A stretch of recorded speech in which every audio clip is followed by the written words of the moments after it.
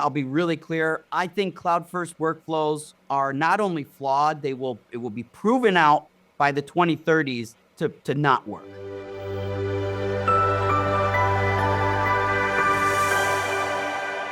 Hello, Nexters. Welcome to another episode of Next Pod, the Next Edition podcast. I'm thrilled today to be joined by Michael Cioni of Strada. I'm sure we've all heard of Strada. Welcome, Michael. Thanks for having me. It's a real pleasure. You've been at this for, I think, 2 years now. Is that correct? Yeah, to almost 2.5 years. In the world of startup, 2.5 years is like centuries at any other business, right? Yeah, for sure. I've been doing it for 10 though, so yeah, I feel the pain. That's a remarkably short time, actually, as far as I can see, in the broadcast industry at least, to have the impact that you've had. Can you give me like a potted history of how you ended up here today? Well, I'm a serial entrepreneur. So what I learned later in life, and maybe other people can resonate with this, is when you look back on your life, you see it play out in stages. Of course, when you're growing up and going through those stages, they're not that obvious to you. What I learned about myself are two things when I hit 40 years old. I learned one, I don't like to work at big companies and I'm not very good at it. I love the startup space. And two, I tend to get this idea of resetting about every 5 years. And it wasn't clear to me at the time, but my career is basically broken down to 5 or 6 years on average. And every 5 or 6 years, I just like hit a glass ceiling and I feel like claustrophobic. And the only way out is for me to just go back to the bottom, like a typewriter that dings at the end and you have to zip it all the way back and be like, let me just start a new line. And that new line always stays in the media and entertainment space, but it's a new opportunity. And so I'm a serial entrepreneur in a way that Strada is the fourth startup I've been a part of, and the third one that I've been the CEO of. And that's really just this liberating experience of just taking all the knowledge from the previous businesses and applying it to something that's totally unfamiliar. That's fantastic. So, your message really, as far as I can see from seeing your IBC, etc., is you're talking about collaboration without the cloud. So what do you mean by that? Do you think post-production in particular needs a different path than just cloud first? Yeah, 100%. One, I'll be really clear. I think cloud first workflows are not only flawed, it will be proven out by the 2030s to not work. And there is a simple reason for that. You have three really big problems. One, the internet upload speeds are too slow because internet service providers favor download over upload. That's always going to be the case. And getting to a cloud first workflow, you got to upload it. So upload speeds are handicapped in a way that will always compromise video quality. Two, camera files are too big. And every year, Blackmagic, Arri, Red, Nikon, Sony, they all come out with a new, bigger, higher resolution sensor. So the file sizes keep growing and consumers keep buying these larger sensors and larger resolutions. And so we have a bigger file size. So even if the internet were to catch up, the cameras keep getting bigger. So they run away. And then the third problem is cloud storage is too expensive. The average cost of cloud storage is in the $20 per terabyte per month forever. Some companies charge $50, $60, $70 per terabyte for higher performance cloud storage per month forever. You can only rent cloud storage. Everybody knows when you buy a house or rent a house. If you were to buy a house after 30 years, you own it. If you rent a house after 30 years, not only do you not own it, you paid more than if you would have bought it in the first place. Cloud storage is like renting in perpetuity. It's not an investment. So it's a bad use of a liability. And the point of this problem, the internet's too slow, camera files are too big, and the cloud is too expensive, is that if you really break it down, all three of those problems are controlled by completely different parties who are not vested in each other, right? And so when you think about a media professional, we can't really get a hold of this situation because the ISPs and the camera companies and the cloud companies are not the same company. They don't communicate. They don't talk to each other. They don't really care specifically about us as an industry. and they have their own needs to serve. And so they're serving a greater good that's good for their businesses. And that in itself is a reason that cloud first will never really work for us as a financially viable solution for total collaboration. Yeah, I kind of agree with you. I mean, we come from the same place. I mean, we've been described as being anti-cloud before, which we're not. We're just pragmatic. But I think the issue with it is that the cloud is really outsourcing hardware, actually, or infrastructure. It's not really about that. It's not where we run the code. It's the code that we run that's important. And that can matter on-prem, or it can be done on the local computer even, So, I mean, you're talking about ditching the cloud. Is that actually rejecting the cloud technology, or is it about rejecting that kind of economics about the infrastructure being outsourced and the hidden complexity that comes with that? Great question. It's really the latter, because the cloud it's a fantastic technology. It's necessary. It's viable. It has business models that are totally sound and work. In fact, the cloud is ideal for exhibition. Everything from YouTube to Netflix, the cloud is a perfect way to consume final results.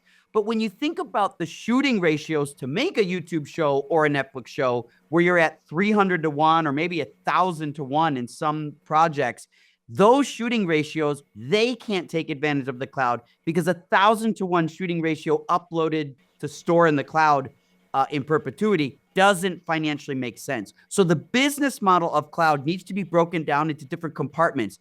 Are you doing it for code? You mentioned code. That's a great place to store cloud. GitHub is the ideal place to store your code and work on it, right?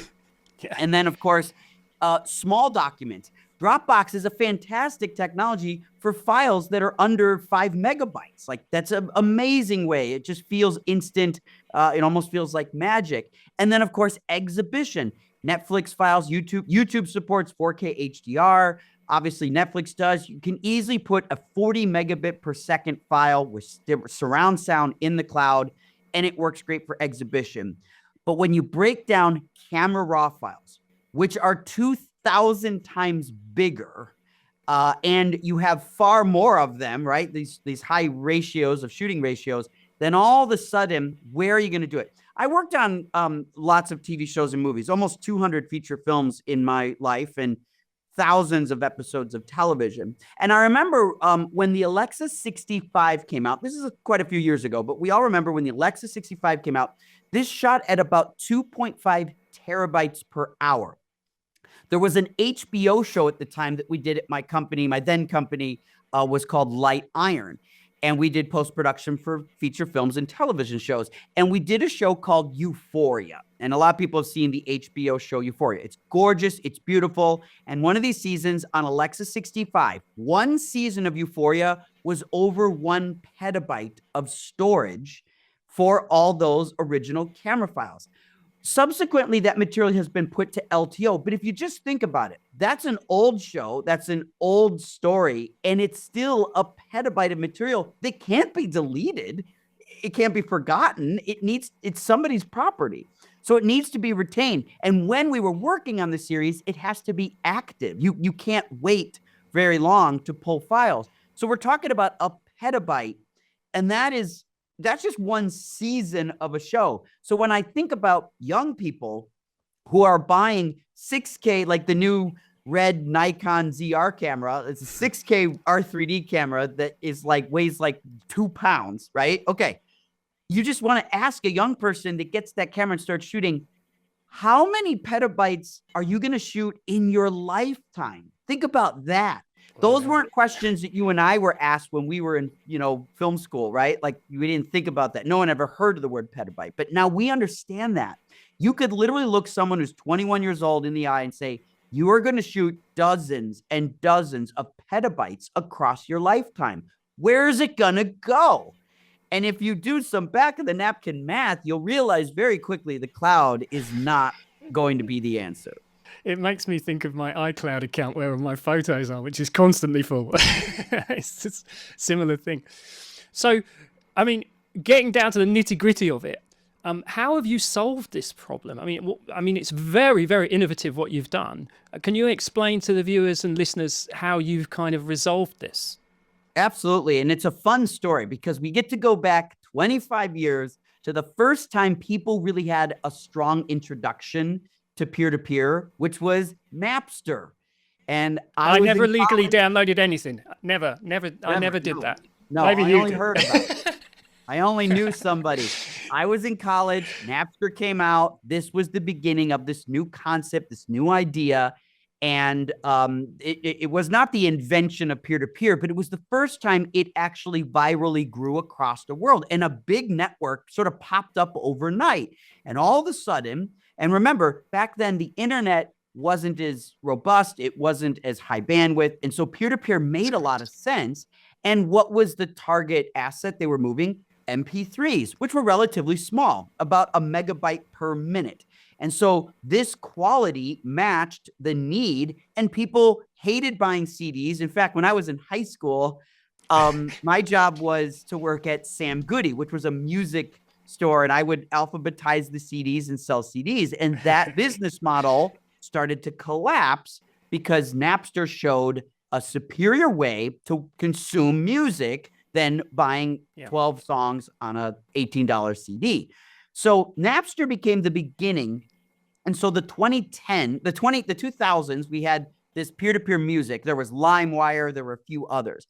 Then it matured a bit. In the 2010s, we know of peer-to-peer as things like VPN or FTP. And people started building FTP connections and moving files and things like that. And so essentially what we're doing with Strada is we are taking a quarter century of peer-to-peer technology and just technological advancements in general, and we're applying it to the same principles that literally existed when LimeWire and Napster sort of took off. We are doing a much more secure version, and we're doing it with super high quality files. It was hard to download or transfer an MP3 25 years ago that was only 3 megabytes.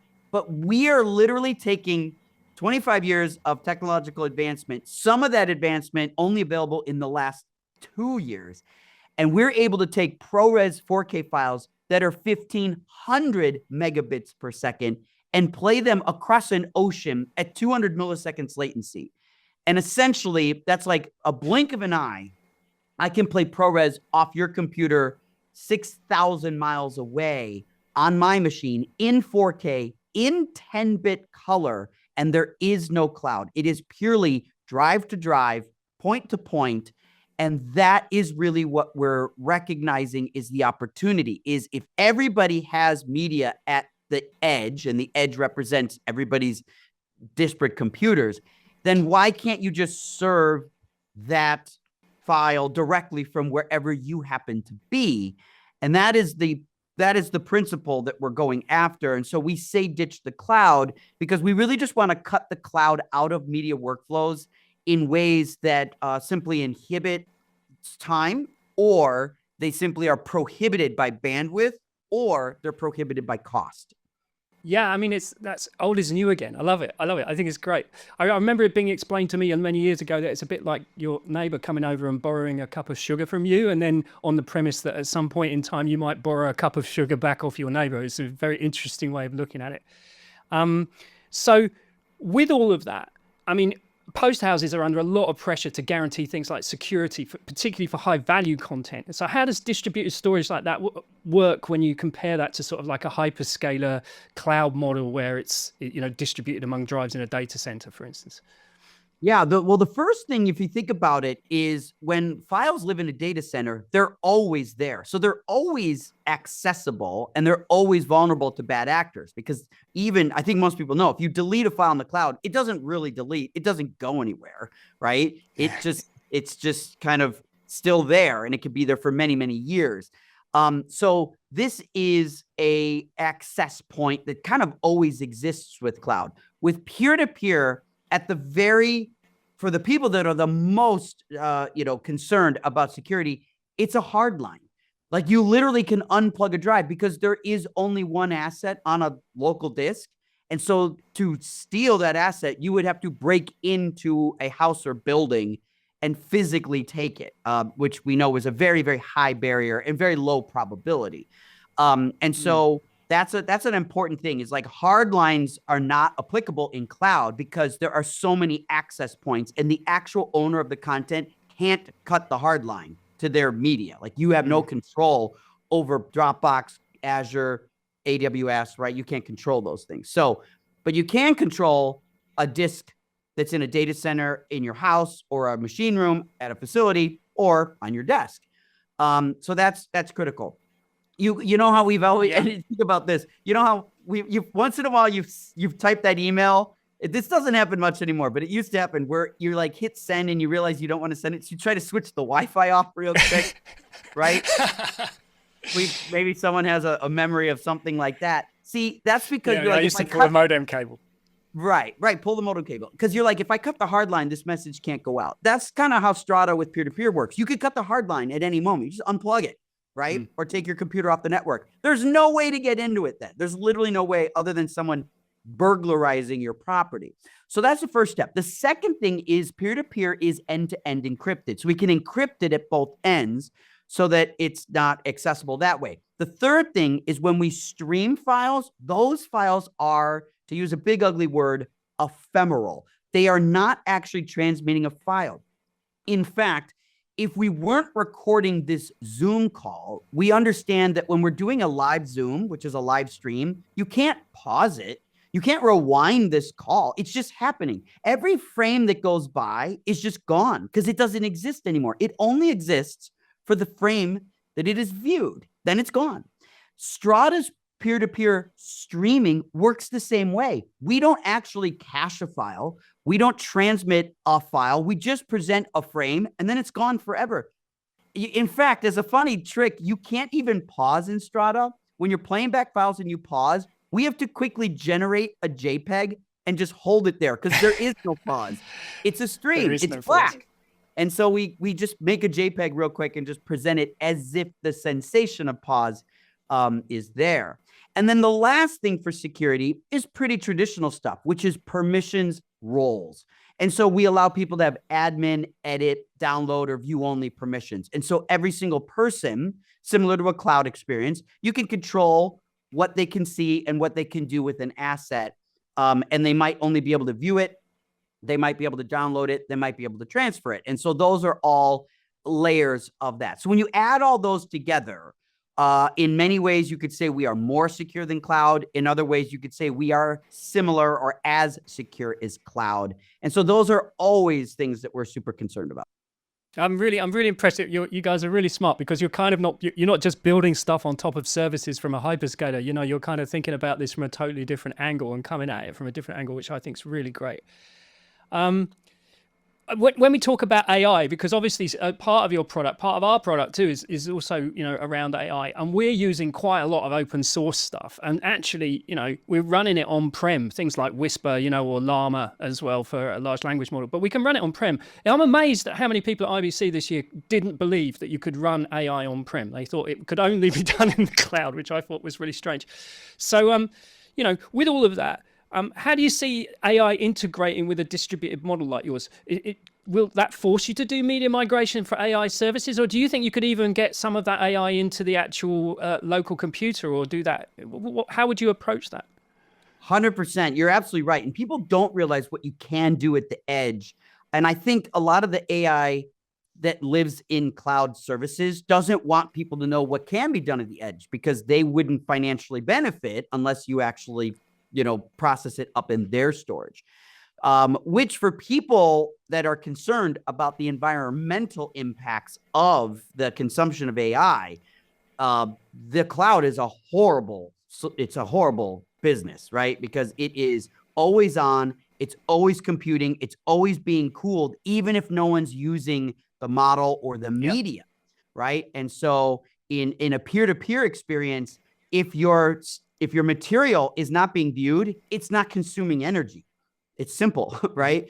But in a cloud, it is highly available at all times, even when it's not needed. And that costs money. And when you compute that over hundreds of millions of people, you're spending money cooling things even at huge numbers and processing them even when you don't need to.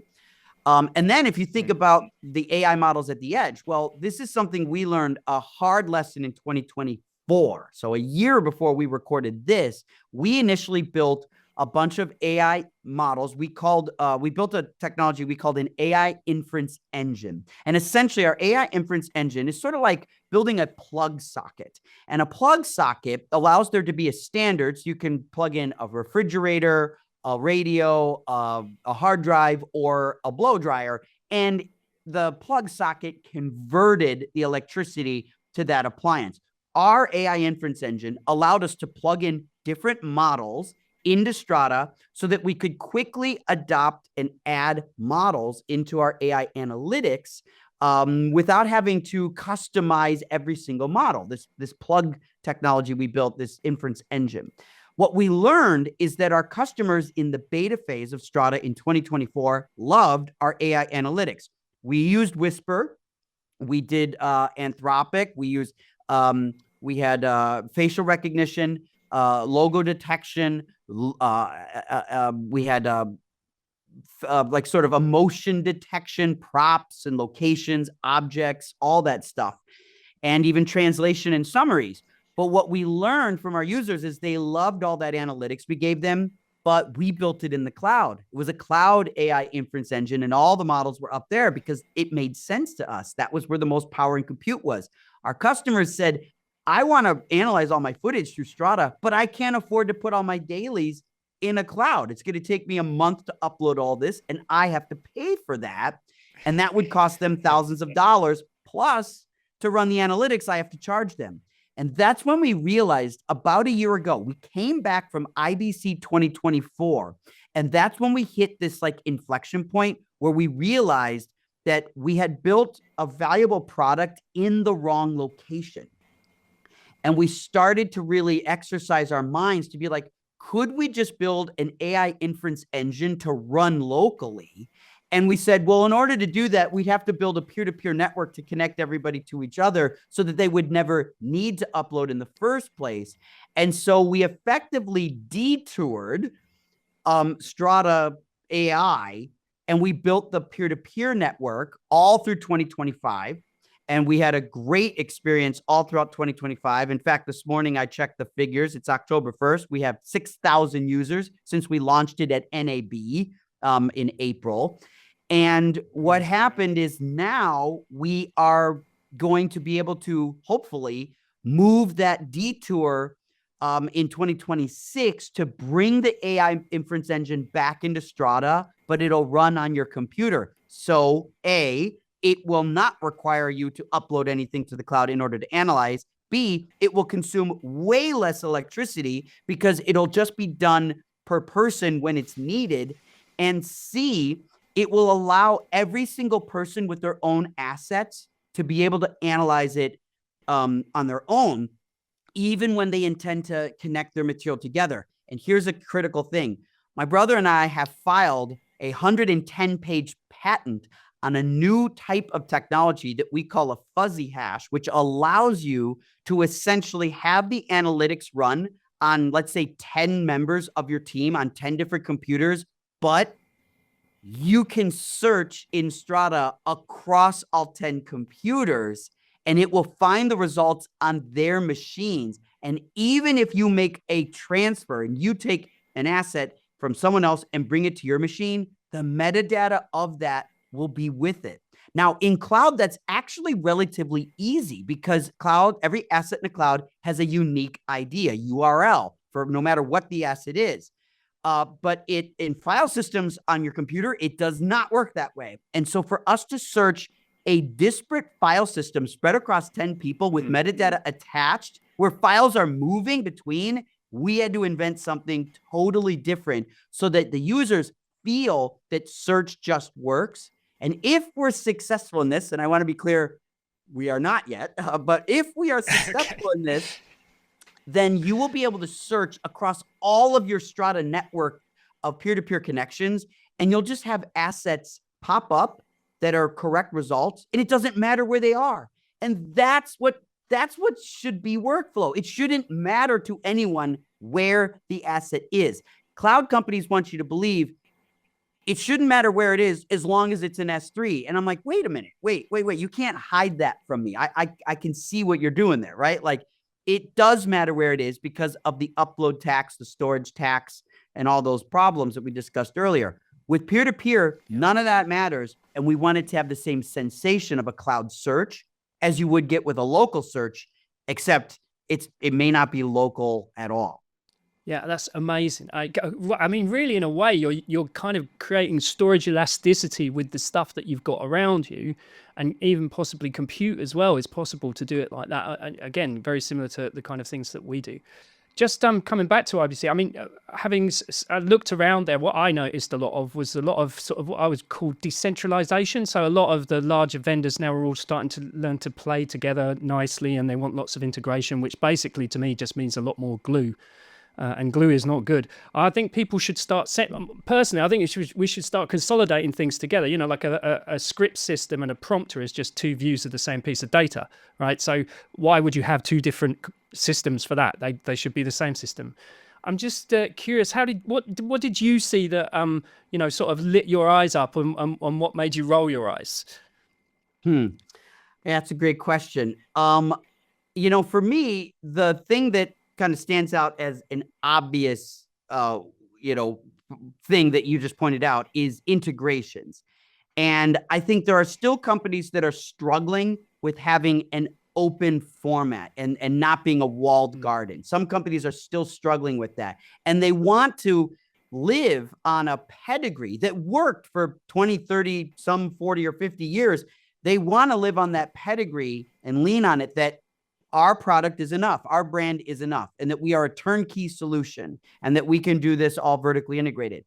But unfortunately, as you point out, there are different perspectives of the same data, and those different perspectives must come from different subject matter experts. And other companies are better at things or have patents or they have an edge on a part of the market that could be complementary. And so this is where you need this term co-opetition. And a lot of CEOs and senior leadership are afraid of co-opetition, but it's the key to being able to help customers find value in both you. Here's a reason why. I believe that loyalty of brands, if you were to map what brand loyalty is over the last 2 or 3 generations, so the last 60 years, it goes down. I think it consistently goes down. I think people would, my uncles and great uncles and grandparents, they would buy a certain type of car and they would always buy the same brand of car, right? And if you wanted to buy a different brand of car, they'd look at you like you had 2 heads. That's how deep the loyalty went, right? There were people that would drink one kind of drink their whole life, right? They go to the same barber their whole life, right? And that is a brand loyalty that companies like Coca-Cola and Ford leaned on. But what's changed is now we are seeing people devalue loyalty. And what they're looking for is, we say this phrase, think about the phrase, what's the next big thing? The next big thing is a euphemism for something new that I didn't have before that I'm willing to change and explore. That's what it is. And so we have to recognize that brand value doesn't carry the weight and currency that it used to. And so in order for businesses to continue going forward, they've got to sort of surrender that a little bit and realize that integration, co-opetition, or direct partnerships is the way to do it. Here's another phrase that a lot of people listening would know: buy versus build. The old thought process of this is we build things. The new approach is let's just buy it. And see, buying things costs more. So people are convinced, well, we have the talent, we know it, we're better. You've heard of not invented here syndrome, and I could name a few companies that drive me nuts. So if you wanted what rolls my eyes, not invented here syndrome rolls my eyes, right? Like, God, it's pathetic. But you got to recognize that there's an opportunity to buy these things or partnership or integrate them instead of build them yourself. And the truth is, when companies don't have total sovereignty or subject matter expertise about something and they try to build it, they end up building it wrong. The product suffers and they end up having to buy the competition or buy into the co-opetition anyway. And they lost 2 or 3 years and, $100 million in the process. Well, who wins in that? nobody wins. Nobody wins, right? Customers don't win. The businesses don't win. And so this is why vertical integration is bad for our industry, and we need to deepen open integration and open source. The tech community 10 years ago, tech was all stealth. The approach was stealth, stealth, stealth. Today, it's all open source. Everything's available. It's free. And people have realized in tech that what's the business model of open source? It doesn't make any sense. It does. Because even though the product or the technology is available and free, everyone starts to depend on it. And when something is dependent and it becomes a cornerstone, you can't remove it. It's cornerstone. That's what the cornerstone is. And so that means the longevity and valuation of a technology goes up, even if the technology isn't per se for sale, even if you don't buy it, because of its integration and its necessity. I think content creators and media professionals need to think a little bit about how tech has shifted from stealth and vertically integrated to open source, and see how we could have that approach. If it can work for tech, it should work in media and entertainment too. Yeah, I totally agree with you. Totally agree with you. Right, final question, because we're running out of time, which is unfortunate. I could talk to you for hours.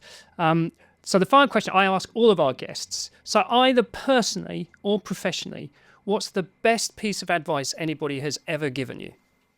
Oh, goodness. Okay, this is what I would say. The best piece of advice anyone's ever given me is to bet more on yourself.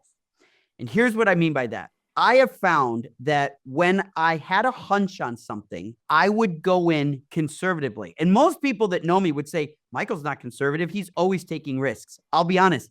I take risks, but I really always have my foot. It's baseball. It's postseason here in the United States in baseball. It's a big thing. It's a game you hit with a bat. You should get into it. Basically, baseball, you're safe if you're on a base. And if you can move away from the base, you can get closer to the next base, but you're not safe anymore. So you might ask yourself, well, why not just always keep a foot on the base? You can't get tagged out. That's true, but the distance to the next base is further away, and you can't stay on the base too long because hopefully another runner is going to come and need to be on the base too. Can't have two people on the base. So the point is, we want to take leadoffs, and a leadoff puts you at risk.